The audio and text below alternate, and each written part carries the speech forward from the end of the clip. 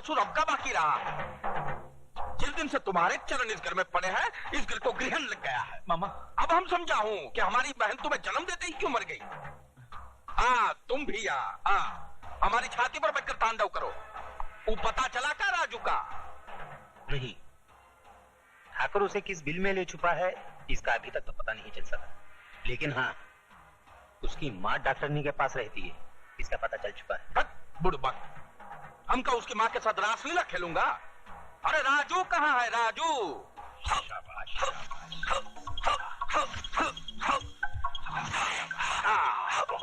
बहुत बहुत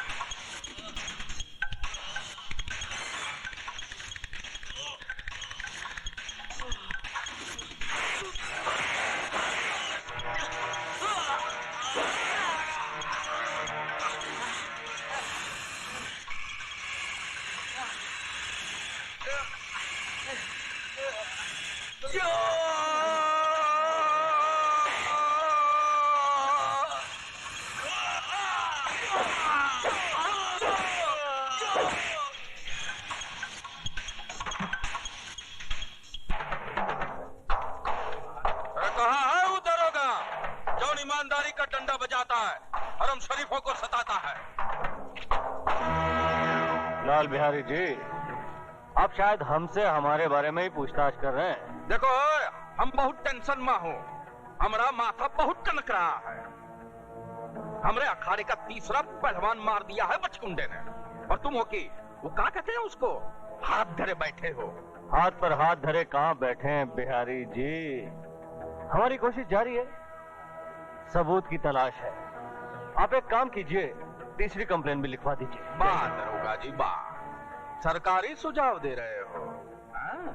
हम कपलेट पे कपलेट लिखाता रहूं और वो हमरे पहलवानों को दिन दहाड़े कपलेट की तरह तोड़ता रहे। बूझ रहे हैं हम तुम्हारी चतुराई, खूब बूझ रहे हैं। आप तो कानून को बड़ी अच्छी तरह से समझते हैं बिहारी जी। कानून के अखाड़े में बिना सबूत के कोई पहलवानी नहीं चलती, वरना अब तक कई पहलवानों को उठा के चित कर दिया होता हमने। बूझ रहे हैं ना आप?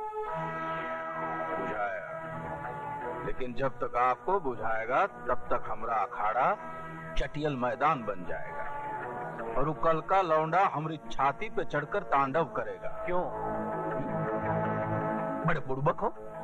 अरे भैया ये तो वही बता सकेगा ना। मैं आपसे जानना चाहता हूँ, क्यों वो एक एक करके आपके आदमियों को मार रहा है? क्यों वो लाशों की सीढ़ी बनाकर आप तक पहुंचना चाहता है? क्या दुश्मनी उसकी आपसे? दुश्मनी तो आप हमसे निभा रहे हैं, सवाल पर सवाल झपट रहे हैं। कह दिया ना, हमको कुछ नहीं मालूम। मालूम तो है, और मालूम उन बस्ती वालों को भी है जिनकी जबान पर दहशत के ताले पड़े हैं और पैरों में बुज़दिली की बेड़ियां। सच ये है लाल बिहारी कि राजू की बहन का बलात्कार तेरे इशारे पर हुआ है। बकवास मत करो दरोगा जी, तुम्हें हमारी पहुंच का अंदाजा नहीं है। हमारी पहुंच ऊपर तक है। ऊपर वाले तक? फिर तो ठीक है, क्योंकि ऊपर वाले के सिवाय मैं किसी से नहीं डरता। और दोबारा अगर मुझे पहुंच दिखाने की कोशिश की तो उठा के तुझे अंदर कर दूंगा, वो भी बगैर सबूत के, क्योंकि हम इंस्पेक्टर जरा दूजे किस्म के हैं। जाइए आप यहाँ से, गेट आउट।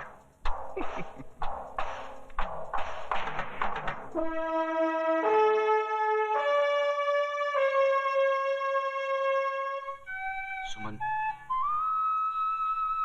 थोड़ी देर बाद हमारे रास्ते अलग हो जाएंगे। जब मंजिल एक है तो रास्ते कैसे अलग हो सकते हैं? तुम शायद भूल रही हो, मेरी मंजिल सिर्फ फांसी का फंदा है। तो फिर उस फांसी के फंदे पर सिर्फ तुम्हारी ही नहीं, मेरी भी गर्दन होगी। मैं तुम्हारी सजा चुरा लूंगी। लोग खुशियां चुराते हैं, तुम गम चुराओगी? राजू, तुम्हारा सब कुछ मेरा है। इंस्पेक्टर प्रधान का हुक्म है कि हम आपको अकेला न छोड़ें। आपकी जान को खतरा है।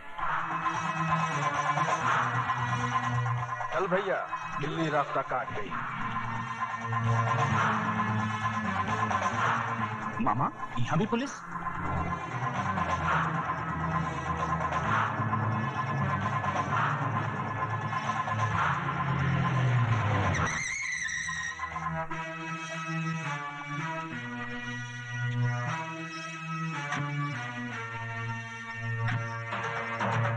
दरोगा जी, ये सब कहाँ है भैया? हमारा बंगला का गुड़ का ढेला है जो तुम्हारी खाकी वर्दी वाली चींटियों ने घेर रखा है। बिहारी जी, ये चींटियां नहीं है, ये वो खंबे हैं जिन्होंने आपकी जिंदगी के मकान को थाम रखा है, वरना मौत तो इसमें अब तक दाखिल होगी होती है। का मतलब? बिहारी जी, उस दिन पुलिस स्टेशन में आपकी बातें सुनने के बाद मैंने बहुत गौर किया, तो मुझे एहसास हुआ कि आप ठीक थे। दरअसल राजू गलत है। बहन की मौत ने उसे पागल कर दिया है, एक तूफान बना दिया है, और वो तूफान जुर्म के रास्ते कभी भी आपके घर तक पहुंच सकता है। तो आपका खड़े खड़े वर्दी को धूप दिखा रहे हैं? भैया जाइए ना, पकड़िए ना मुजरिम को। उस मुजरिम को पकड़ने के लिए तो ये जाल बिछाया है। अरे लेकिन ये जाल हमरे सर पे तो न धरो भाई। उधर हमरे अखाड़े पे पहरा, इधर हमरे घर पे पहरा। इन परिस्थितियों में हमरे स्कूल के विद्यार्थियों का क्या होगा? उनकी कंपटीशन का क्या होगा? कंपटीशन? कसाई के सपनों में हमेशा बकरा ही नजर आता है। अरे भैया, कंपटीशन का मतलब होता है परीक्षा। जैसे विद्यालय में परीक्षा होता है ना, बिल्कुल वैसे ही हम भी अपने पैर पैतरा स्कूल में विद्यार्थियों को आपस में लड़ाते हैं, और जो जीत जाता है उसको सर्टिफाई करके बाहर भेज देते हैं। बुझाया?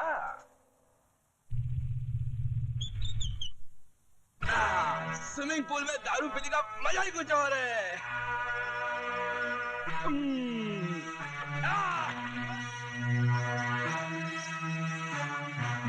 क्या तकदीर है भाई।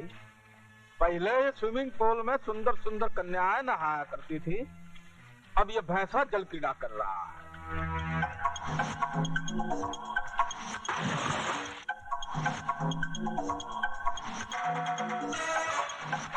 मामा जी, हाँ। तोरा खातिर फोन। अब ये मामा फोन ही पकड़ने के लिए रह गया है।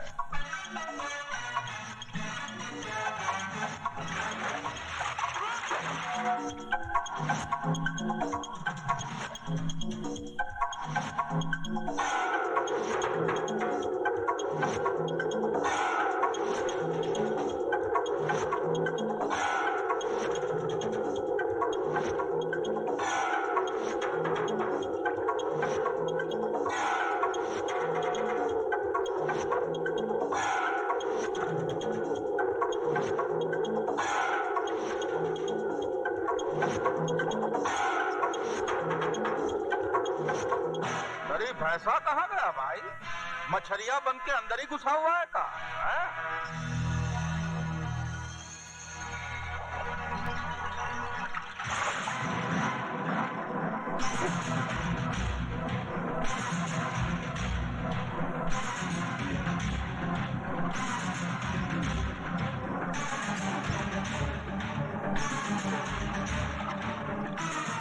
ये जानते हुए कि वहाँ पुलिस का पहरा है, तुम्हें क्या जरूरत थी अपने आप को खतरे में डालने की?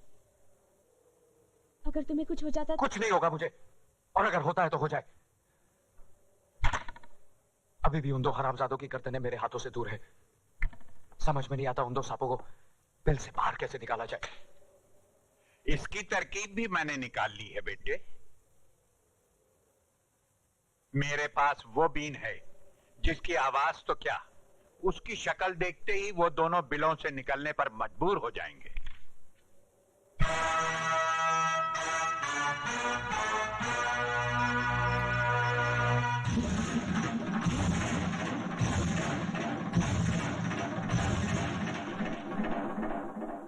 क्या मैं पूछ सकता हूँ किसकी इजाजत से आपने इस कंपटीशन का ऐलान किया? शहर की तमाम दीवारों पर ये पोस्टर्स लगे हुए हैं। दरोगा जी, तुम शकल से तो इतने बुड़बक नहीं लगते जितने बनने की कोशिश कर रहे हो। अरे भैया, हम तो दिन रात तुम्हारी नजर के पहरे में हूँ। हम कैसे पोस्टर छपवा कर लगा सकता हूँ? ये ससुरा कंपटीशन कैसे लड़ सकता है?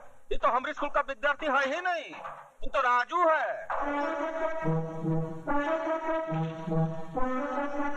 ओ राजू, हाँ, I see। हम इंस्पेक्टर जरा दूसरे किस्म के हैं। बिहारी जी, आप एक काम कीजिए, आप कंपटीशन की तैयारियां शुरू कीजिए। राजू को गिरफ्तार करने के लिए आपके अखाड़े से अच्छी जगह हो ही नहीं सकती। अरे नीचे रखो। क्या हो गया? शर्म नहीं आती का? इधर तुम शराब पी रहे हो और उधर प्रधान हमारा खून। पुलिस वाले होकर राजनीति खेलते हो। भूले नहीं ना हो, हम भी बिहार का हूँ। यूपी बिहार में बच्चा माँ की कोख से राजनीति सीख कर निकलता है। ऐसा राजनीति पैतरा लगाऊंगा कि तुम्हारा प्रधान प्रधानी भूल जाएगा। मतलब नहीं समझा। जब अकल बट रही थी तब हफ्ता लेने गया था तू। हाँ? ये ले, और मेरी बात गौर से सुन। हाँ, तूने कहा था ना राजू की माँ डॉक्टरनी के पास है। उठा ला साली को, और उसका लौंडा है ना, उसको अखाड़ा पहुंचने से पहले ही नरक पहुंचा दो। उसकी माँ अखाड़े में राख डाल कर गई थी। हम उनके चरण कमलों में उसके बेटे की लाश अर्पण करेंगे।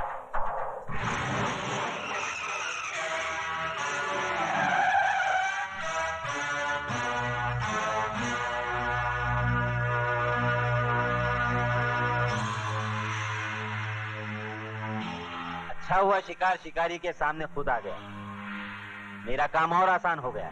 मैं तेरा काम आसान नहीं तमाम करने आया हूँ। मैं जानता था कि लाल बिहारी का कुत्ता मेरे खून की बू सूंघता फिर रहा होगा, इसलिए मैं खुद यहाँ चला आया।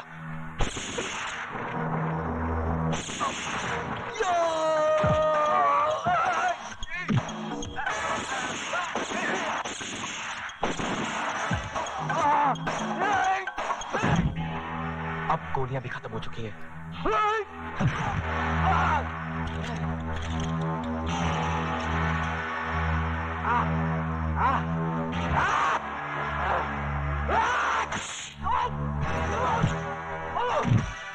अच्छा किया ये सरकारी बेल्ट तूने खुद ही उतार दी। अब तुझे मारने में आसानी होगी।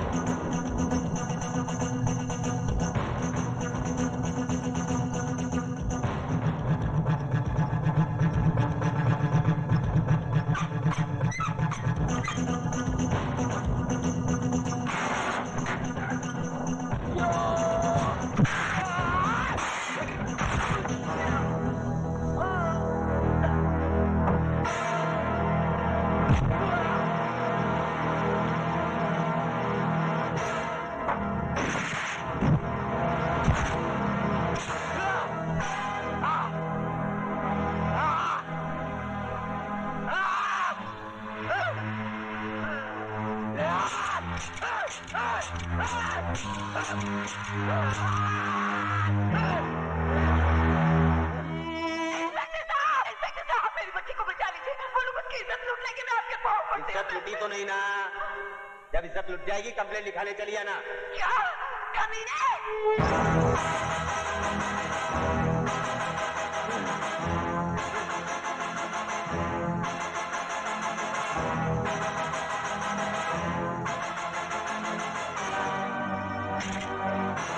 इतने घबरा गए मौत से, अपनी रिवॉल्वर भी नहीं पहचानते।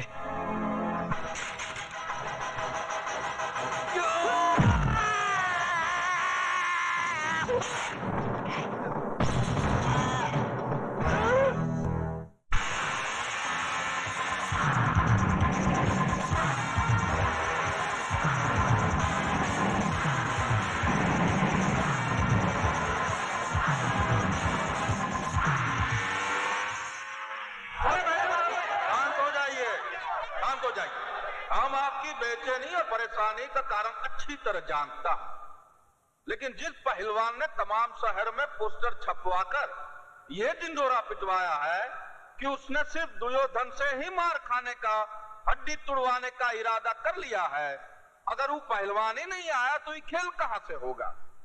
खेल शुरू होने में अब सिर्फ 10 मिनट शेष रह गए हैं। अगर 10 मिनट में वो नहीं आया तो खेल नहीं होगा। ये खेल होगा और जरूर होगा। तबाही के लिए तूफान का एक पल ही काफी होता है, और इस बाजार की तबाही के लिए तो अभी 10 मिनट बाकी है। फिक्र न कीजिए, वो तूफान आता ही होगा।